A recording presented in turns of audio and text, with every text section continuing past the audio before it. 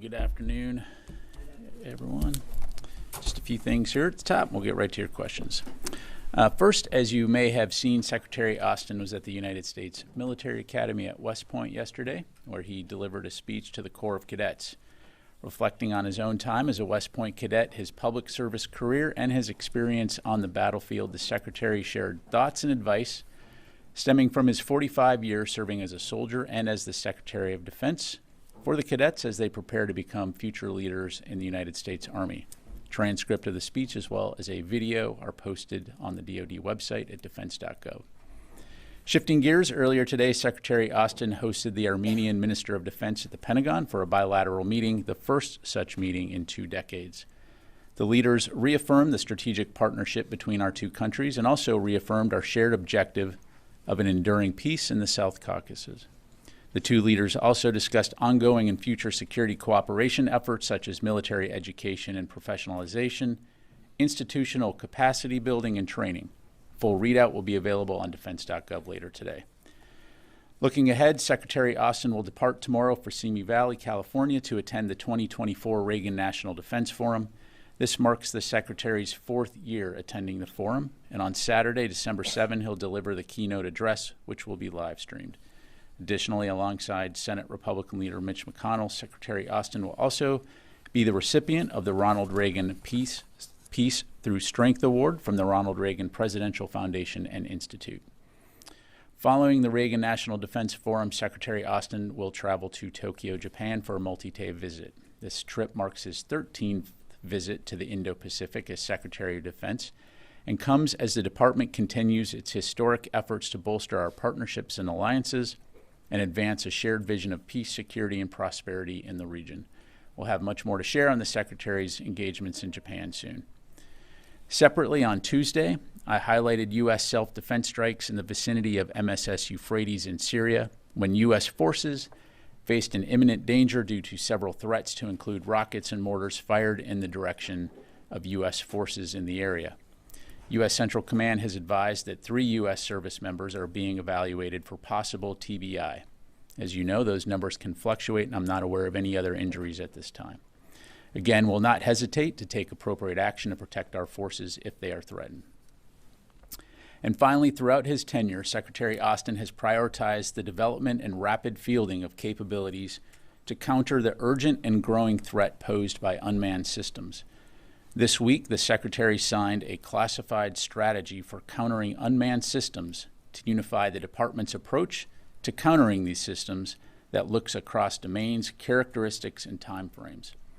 Unmanned systems, more commonly known as drones, have the potential to pose both an urgent and enduring threat to U.S. personnel, facilities, and assets overseas, and increasingly in the U.S. homeland. As you know, the threats presented by these systems are changing how wars are fought. With this singular strategy for countering unmanned systems in conjunction with other major DoD initiatives like the Joint Counter Small UAS Office and Replicator 2, the DoD is orienting around a common understanding of the challenge and a comprehensive approach to addressing it. And with that, I'm happy to take your questions. We'll start with AP Lita. Thank you, Pat.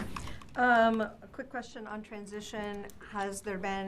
Can you just update us? Has there been any steps or any movement at all for any transition meetings or anything here in the Pentagon? Lita, what I would tell you is no contact at this stage. I do understand that the transition team has signed the DOJ MOU, but we're awaiting word from the Federal Transition Coordinator and the Trump transition team regarding the next steps. Okay. Of course, we here at the DoD are prepared to support a calm, orderly transition and ensure that the landing team has all the necessary information consistent with governing documents and agreements to ensure that they're prepared to perform their function duties on day one. And then just a quick second question. You talked about this new classified strategy. And you had talked before about that there were some incursions, particularly down in Virginia, over military facilities, and there's been others. Is there anything in the strategy that's more tactical that allows commanders to do anything, or is this just a broad statement of policy? Of course, it's got all kinds of good information, but it's classified, so I can't talk about it. No. So really, Lita, again, recognizing that the strategy is classified, we will have an unclassified fact sheet that we'll be providing soon. Really, just kind of looking at how we'll approach this. One is ensuring that the department is prepared to conduct counter unmanned system operations, counter UAS operations. Two is looking at how we respond to incidents that do occur by pulling together subject matter experts and resources. And then third is tracking equipment and counter UAS equipment, UAS as one aspect of drones. So really, again, broad brush. It's kind of looking at this in a comprehensive and cohesive way. Again, I'm not going to go into the specific tactics, techniques, procedures at this point, but it enables the department to approach this in a way, again, that's comprehensive, cohesive, and holistic. Thanks. Carla. Thanks. Going back to Syria, you mentioned the 3 service members being evaluated for TBIs. Who was responsible for that attack? Who did the U.S. military target on Tuesday? Yeah, again, as I highlighted on Tuesday, I mean, that's something that we're still assessing. It's, again, important to highlight that region has been so first of all, we know that Iranian-backed militia groups operate in that area. We also know that Syrian regime forces operate in that area. But this location has been used in the past by groups like Iranian-backed militias to target U.S. forces at MSS Euphrates. But again, in terms of who is operating those vehicles or who is firing those rockets and mortars, that is something that, as I understand it, CENTCOM is still assessing. True, but you did mention a T-64 tank last time. Isn't that normally something that's used by the Syrians or the Russians, not Iranian militia groups? Entirely possible, Carl. Again, as I just highlighted, I mean, we do know that there are Syrian regime forces in that area, but in terms of at that moment and who is doing what, that's something that, again, as I understand it, CENTCOM's still looking at. So. Okay, and then one last one on Ukraine. Is the Pentagon still committed to using up all of the funds that Congress approved to send to Ukraine? I think we're at $6 billion PDA left and $2 billion roughly in USAI. Right, 2.21 billion in USAI and 6.8 billion in PDA. And again, to be clear, the direction that we've received from the White House is to make every effort to continue to rush security assistance to Ukraine and employ the authorities that we have. And we're doing exactly that. I mean, the thing that hasn't changed is the sense of urgency within the department in terms of supporting Ukraine, understanding that the fight that they're in, and we've been doing that for upwards of 3 years, almost 3 years now, and we'll continue to do that and continue to ensure that we're speaking with them and our allies and partners to enable Ukraine to defend its freedom and its sovereignty. Constantine. Thanks, Pat. Moving to South Korea, could you give us an update on the status of U.S. forces in South Korea? And specifically, can you speak to whether troops there are still under any restrictions? So first of all, to my knowledge, Constantine, no change in force posture. And, we're obviously doing due diligence in terms of accountability and things like that, but I'm not aware of any significant impact operationally, physically, safety-wise on any U.S. forces in South Korea. Of course, we are in contact with our ROK counterparts, the Ministry of Defense, but yeah, bottom line is I'm not aware of any impact in that regard. And just to be clear, troops are free to go off base as they choose? To my knowledge, that's the case. Of course, certainly I'd recommend you reach out to USFK, but I'm not aware of any changes in that regard. Thank you very much. Brandy. No. Thank you, Pat. On the new counter unmanned strategy, how long was that in the making, and was it prompted by the sort of recent increasing reports of incursions over U.S. military bases both abroad and in the States?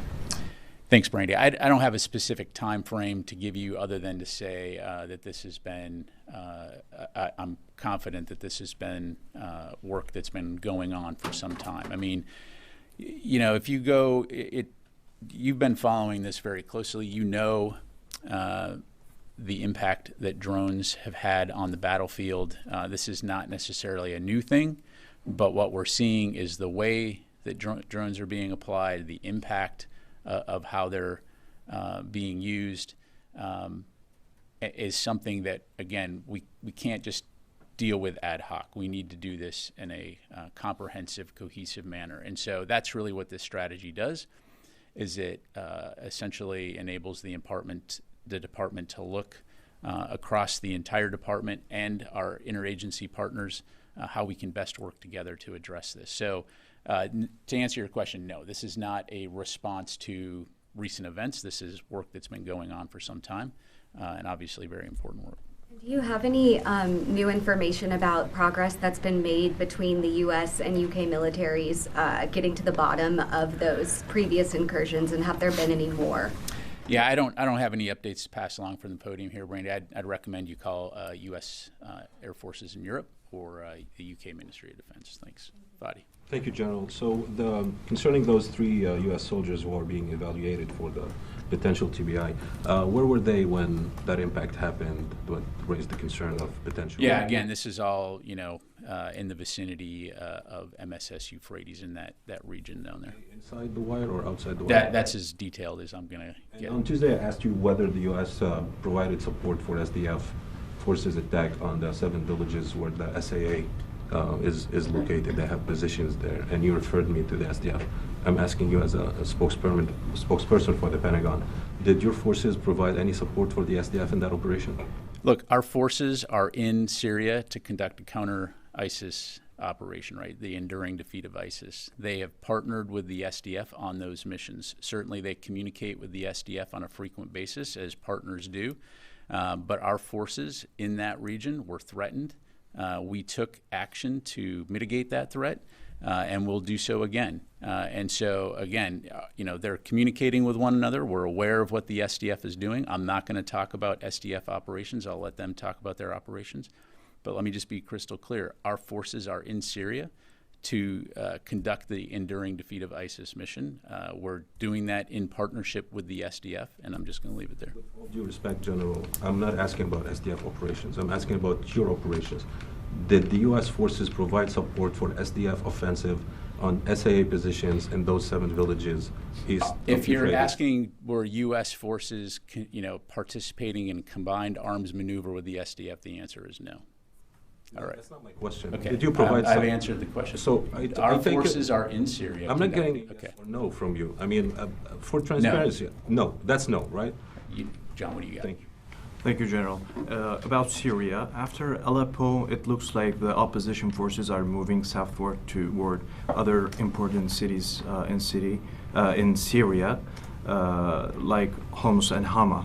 And is your position changing because the thing is evaluating to something or evolving to something bigger, it seems? Do you have any communication at this phase with the opposition forces or through your Turkish allies on the developments in Syria? I mean, we're certainly monitoring the situation closely. Again, the U.S. has no role in what's happening right now in terms of northwestern Syria and the HTS and their operations and the Syrian regime. I mean, again, as you know, the Syrian civil war has been going on for a while. This is a new development in that war. But again, we're monitoring closely, very aware of the destabilizing effect. As we've said earlier, we call on all parties to de-escalate to ensure the protection of minorities groups in the region. We don't want to see more death and destruction in that regard. But again, we're no involvement by the U.S. Thanks, Matt. Thanks, Matt. On Syria, an SDF spokesperson said that ISIS is claiming to have control over significant portions of the Homs and Deir Zur regions. Does that match your assessment? Is ISIS gaining ground? And can you give us any update on the success that American counterterror forces are having or not having in the area?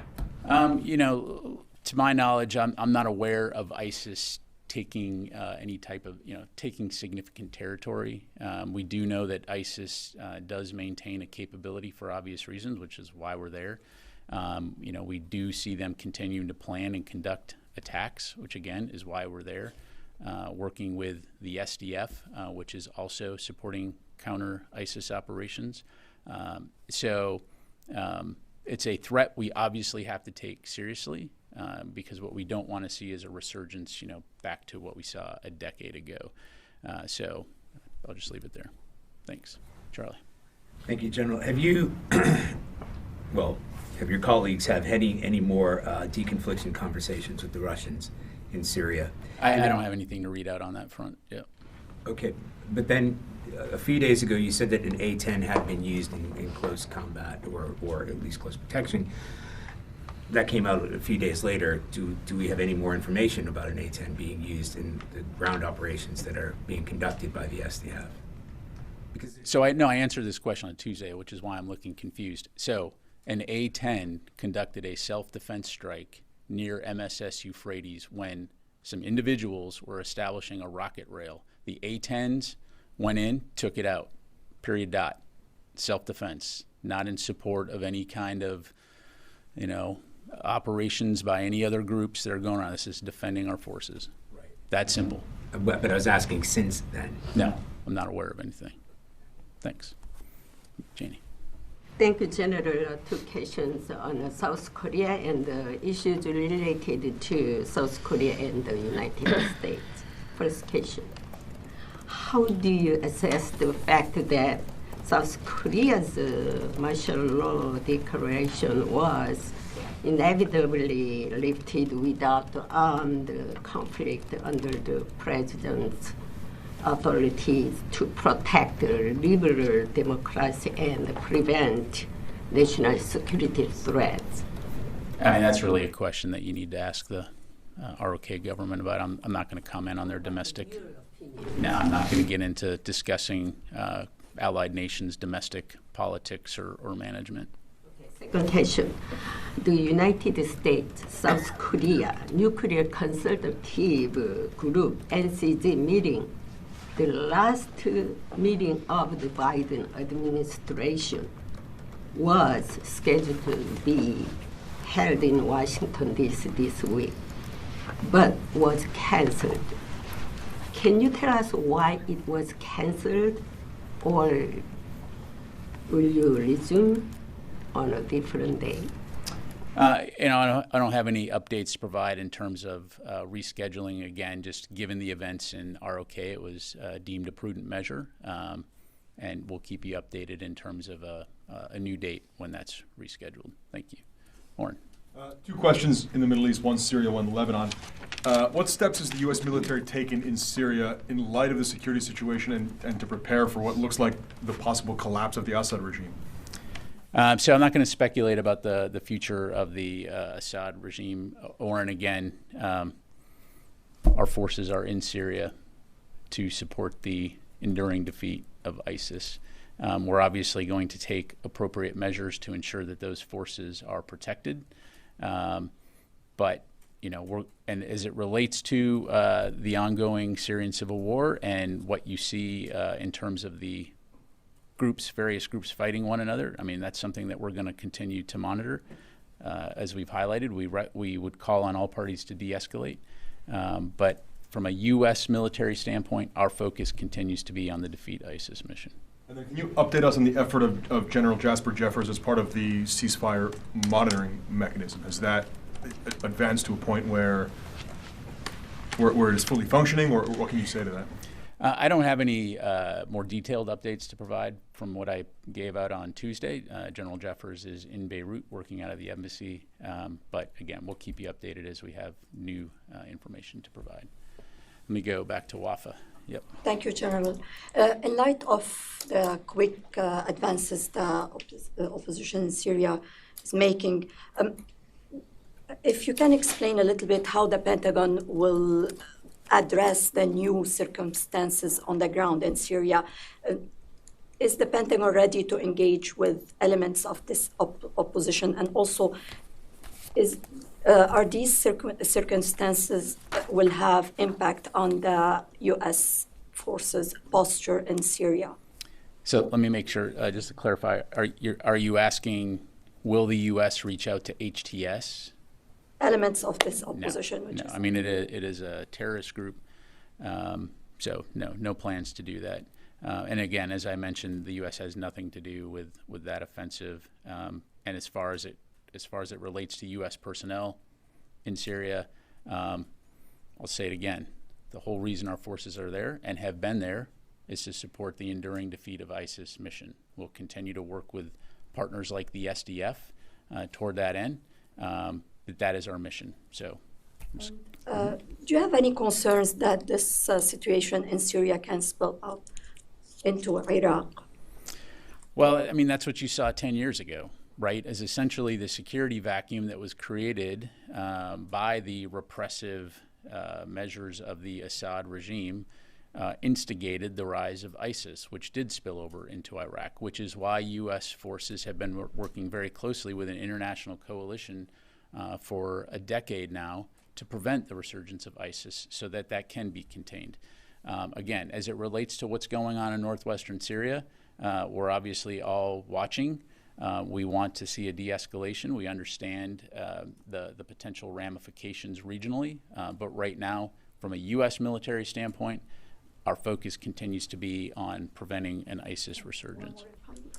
There are some reports about Russia withdrawing naval assets from Syria. Do you have anything on this? I don't. I'd have to refer you to the Russian MOD. Let me go to the phone real quick. Jeff Shogel, Task and Purpose.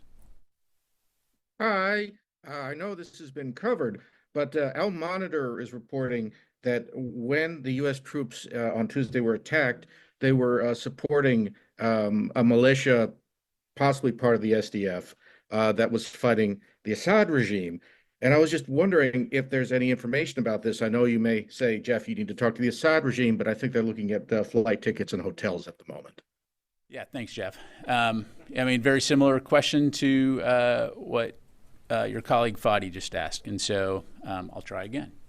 So we have U.S. forces that are operating at MSS Euphrates.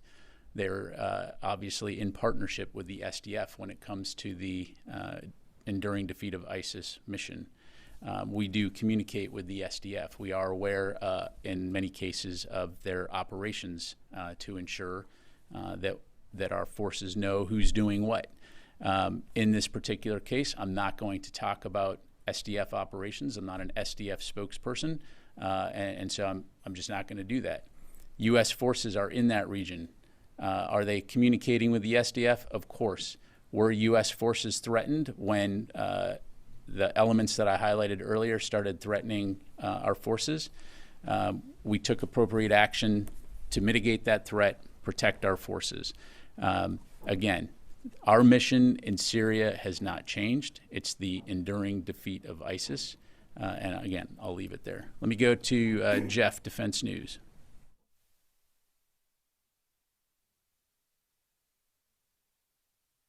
All right, Howard from the War Zone. Hey, thanks. In a completely different vein, I wanted to ask you about NGAD, and can you tell me why the program was punted over to the Trump administration? And also, are there any other big programs on the chopping block, like maybe Sentinel or Replicator?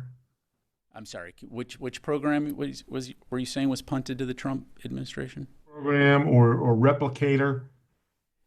Well, Howard, I'm not going to talk or speculate about the future. I mean, as you know, the Department of Defense, our mission is to defend the country, and that doesn't necessarily mean that we're putting time limits on the things that we do. And so, unmanned systems, drones, are going to be something, again, that we will need to take a holistic, comprehensive approach to addressing for all the reasons that as you see playing out in places like Ukraine and other areas of the world. So the Department of Defense is administration agnostic in that regard, and that our focus is on defending the country. Again, I won't speculate on what future administrations may do, but I can be very confident in saying that we'll do everything we need to do to defend this country. Thank you. Take a couple more here. You go to Noah, and then we'll go to Jared. Just to start out with a couple cleanup questions. You said soon on a fact sheet releasing about the new strategy. When is soon? hopefully today. And on the conversations with the counterparts in the ROK, can you tell us what level those are and when they've occurred? I'm assuming not at the Secretary's level. Yeah, I don't have anything to read out in terms of, announce in terms of the Secretary speaking to the ROK Minister of Defense. Certainly will keep you updated in that regard. We have been in contact with the ROK Ministry of Defense at multiple levels, to include from here in DOD. But I don't have any dates to pass along in that regard. And just a quick last one. There was a call reported and acknowledged later between the chairman and General Gerasimov of Russia that happened last week. And the call was not immediately read out afterward, given that there was secrecy concerns between the two of them. I was wondering if we can have a commitment from you, sitting at the top of the briefing room here, to read out in the future such calls, given that the details that are provided are not exactly comprehensive in all of them. Yeah, look, I mean, as far as Joint Staff goes, I'd refer you to Joint Staff. Certainly I know, just like we do, they endeavor to do all they can to be as transparent as possible about these kinds of things. And so certainly, we'll continue to work toward that end, Noah. Jared, and then we'll get you a question as long as it's related to current news of the day. Yes, sir. Thanks, sir. I think we've covered this pretty well, but I just wanted to make sure we cover every base here. You mentioned that what transpired in Deir ez-Zor, there was no U.S. combined arms maneuver with the SDF, but that the U.S. is often aware of their operations. Were U.S. forces in and around in the vicinity of MSS Euphrates, were they in communication with and advising SDF elements, either conducting their operation or overseeing it? I mean, I'm asking about the role of U.S. Jared, forces. I appreciate the questions, but I'm just not going to have any more to provide beyond what I've already provided. Okay. Thanks. And can you confirm whether U.S. forces did or did not kinetically engage in that area before coming under fire? Our forces engaged in self-defense, period, dot. Okay? Thanks.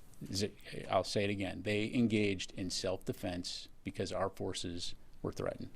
And our forces are in Syria to support the enduring defeat of ISIS. All right, last question. Two, please. As long as it's news of the day, sir. Yes, sir, it is on the news of the day. Mr. Anthony Chanella's senior intelligence officer, before he committed suicide in Arlington, he had published, his articles were published with me about the Russian bounties to the Taliban for killing U.S. soldiers. In this scenario that we are facing right now, or there is about to start, do you see such things happening again, third party playing their roles and affecting the U.S. interests? I'm not sure I fully understand your question, but if you're saying, are we concerned about third parties threatening the United States? I mean, again, look. Especially the Russians and the Iranians. Well, look, if you look at the National Defense Strategy, it makes very clear what we highlight as threats against United States national security interests, to include Russia as an acute threat and to include malign activity by countries like Iran through their proxy groups.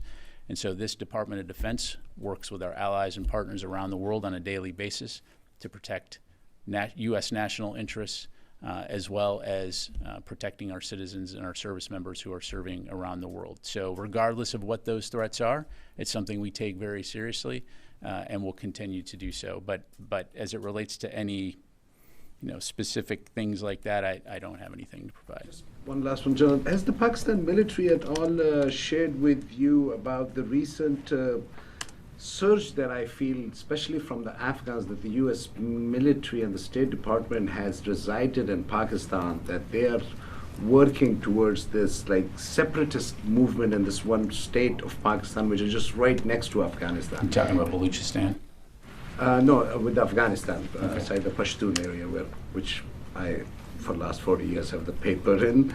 Have they at all shared concerns like this? These concerns, from a journalist point of view, it comes all the way to Washington, D.C., to some of the journalists working in the Pashto radio. They seem to be all pushing the Afghans sitting over there and a couple of people here for this complete separatist movement of the Pashtun region and the Pashtun belt, and that's where you have all the TTP guys. So are you at all looking at this scenario keenly or not?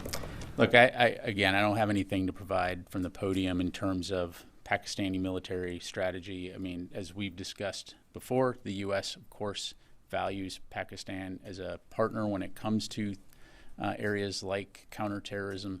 And so we'll continue to have those conversations, but I'd refer you to the Pakistani military to discuss their operations and their counterterrorism efforts. All right, Goel, last question, man. Bring us home. My question is, as far as Chinese hacking, how this building has been affected in any way? Because in the past also Chinese have been stealing or thieves U.S. secret in many ways, including businesses, industries, and also defense. Yeah, I appreciate the question. As a matter of policy, we're not going to discuss, potential threats, hacks, etc. I can assure you, this is something we take very seriously every single day. As you highlighted, it is a significant threat globally, and so again, we'll continue to do due diligence and ensure that our networks and our personnel are able to operate safely and effectively around the world. Thanks very much, everybody. Appreciate it. And remember, we're in Syria for the Defeat ISIS mission. All right.